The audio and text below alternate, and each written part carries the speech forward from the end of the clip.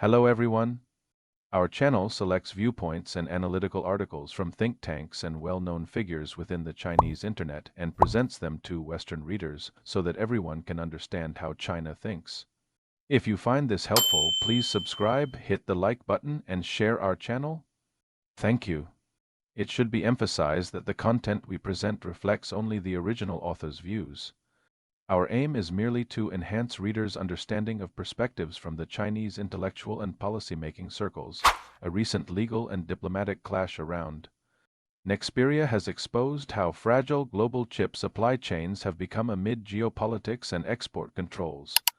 In mid-October 2025, Dutch authorities invoked long-dormant emergency powers to take effective control of Nexperia. Citing governance concerns and risks to Dutch and European economic security, Beijing responded by restricting shipments from Nexperia's China-based factories, and parts of the supply chain stalled as European carmakers warned of looming production disruptions. Diplomatic exchanges followed, with Dutch and Chinese ministers holding talks to ease immediate commercial frictions even as the legal and ownership dispute remained unresolved. You, as a listener from the Western world, may find such a rapid spillover from courtroom rulings to cross-border trade disruptions unfamiliar or even unsettling. But if you approach it with a humble and open mind and listen through to the end, you may ask yourself, does this model hold lessons worth learning? Or do you see in it the seeds of fatal flaws on the Chinese end? Feel free to share your reflections in the comments below. Thank you. With that context in mind, let us now listen to the voices from inside China's industrial commentary on what the Nexperia episode reveals about trust, sovereignty, and the limits of globalization, published on October 23, 2025. At 03:50, during China's National Day holiday, a dramatic seizure unfolded in the Netherlands. The victim was Nexperia, the Dutch-headquartered semiconductor company owned by China's Wingtech technology. In simple terms, a Chinese-owned chipmaker found its headquarters in the Netherlands forcibly taken over. Nexperia's largest factories are in Dongguan and Huizhou. The Dongguan packaging and testing facility alone accounts for about 70% of the company's chip shipments. Dutch authorities seem to think that once they controlled the headquarters, the subsidiaries in China would still keep shipping as usual, as if nothing had happened. But the upstream decision was different.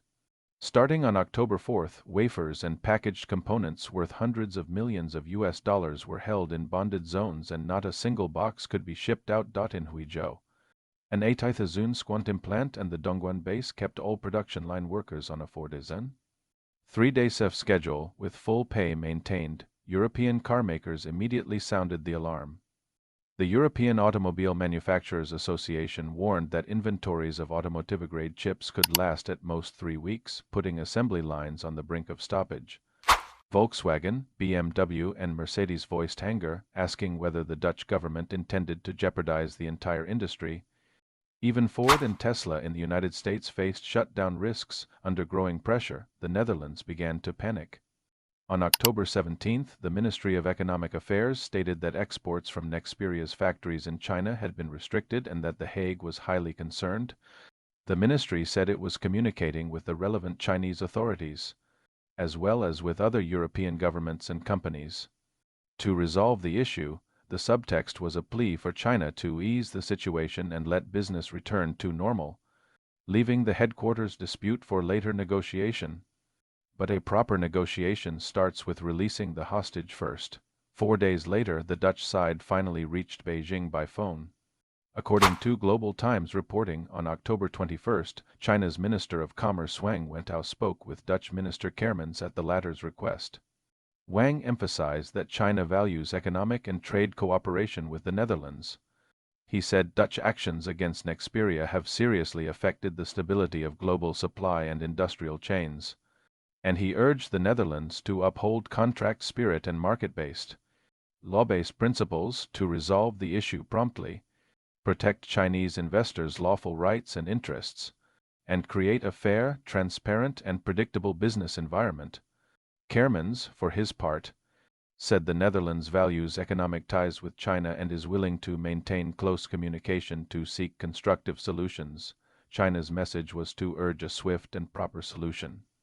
The Dutch message was to keep up close communication. In other words, The Hague knew it had run off the road, yet it was still looking for a face-saving exit. Germany had no patience for this posturing. Bild reported the day before yesterday that production of the Golf at Volkswagen's Wolfsburg headquarters would be forced to stop, and models such as the Tiguan could also be halted. European automakers and electronics firms feared a supply chain breakdown. Their view was simple: if the Netherlands wants to take a risk, it should not drag the rest of Europe into the water. A German electronics services CEO told Handelsblatt that the market had been thrown into deep uncertainty, and that the auto industry alone receives roughly 63 billion components a year from Nexperia. Why is Nexperia so important? Because it makes foundational, mid to low-end chips used broadly in cars, lighting, and household appliances. A single car needs several hundred such chips. Nexperia's headquarters in Nijmegen handles product design and production planning. Its European plants, including in Hamburg and other locations, fabricate wafers, which are then shipped to China for packaging and testing before final products are sold worldwide. If the company operates normally, everyone earns money. Helping the company operate normally is what the Dutch government should have done. Instead, it did the opposite and disrupted normal operations. The Nexperia incident has been colorful and revealing. The company traces its lineage back to Philips' Semiconductor division and later to NXP's standard products business. Around 2015, Europe's chip industry embraced a so-called light asset transition. The Nike model keep design and branding at home while shedding lower margin, labor-intensive, capital-heavy manufacturing. In 2017, that business was spun off as Nexperia, but performance was mediocre and the balance sheet carried debt. Wingtech, founded in 2006 and once a major ODM for mobile phones, faced narrow margins and wanted to move upstream. So it set out to acquire Nexperia. The deal began in 2018, over 2 years. After dozens of negotiation rounds, 3 complex capital operations, and more than 200 bidding rounds, Wingtech paid over 30 billion renminbi in 2019 to acquire 100% of Nexperia. From there, the company took off. In 2022, revenue reached 2.36 billion euros, and gross margin climbed from 25% to 42.4%. By October 2024, Nexperia had paid off all legacy debt and was running with zero leverage. R&D investment rose steadily from 120 million euros in 2019 to 284 million euros. With around 100 new patent applications each year, Wingtech turned a European cast-off into an industry star.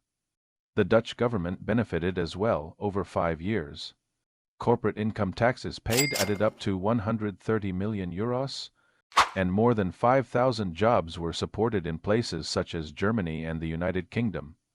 A model enterprise like this did not need special favors from The Hague, but it certainly did not deserve harm, yet envy crept in. A burden reborn into a profit engine under Chinese ownership pricked old instincts. While U.S. pressure mattered, the Netherlands and Washington enabled each other. The most absurd part is this: Wingtech acquired and operated Nexperia through the most compliant path, and precisely because of that compliance, the Netherlands used a blitz to seize it. First, the acquisition process itself left no legal gaps. The Hague could not find a single flaw. Second, to preserve Nexperia's independence, all patents were filed in the Netherlands, the core R&D center remained in Europe, and wafer lines were located in Hamburg and Manchester. Third, although the president was Chinese, the executive team, the R&D teams, and the overwhelming majority of employees were European.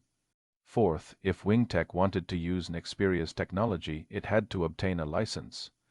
The parent could not simply take the subsidiary's technology for itself. Nexperia thus operated independently, with complete technology and stable staffing.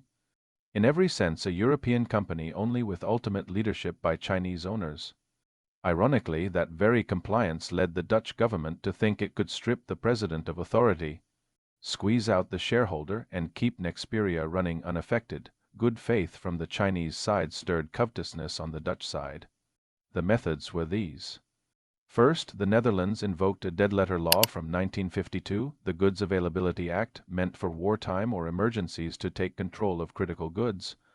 On September 30th, the Ministry of Economic Affairs suddenly used this law to impose a global asset freeze on Nexperia, claiming corporate governance defects that could threaten chip supply chains. Many assumed Washington pushed the Hague into dusting off this law, but in fact the Netherlands had quietly added semiconductors to the law in 2023, laying the groundwork for today's action. Second, the Amsterdam Court of Appeal issued a ruling within 48 hours. It suspended the Chinese president, froze the parent company's voting rights, and appointed a temporary administrator. Ordinary street crimes can take years to try, yet this decision came so quickly that Wingtech's lawyers did not even have time to file. On October 7th, the court went further. It appointed a so-called neutral foreign manager, Guido Dirk, with final decision-making power, and force-transferred 99% of Nexperia's shares into a Dutch attorney's trust. But Dirk was an executive vice president, country general manager for the Netherlands, and legal counsel at NXP. Neutrality was hard to see. What remained for Wingtech was nominal share ownership and the right to dividends, while management, personnel, and financial control were taken away. Third, who filed the complaint that set this in motion?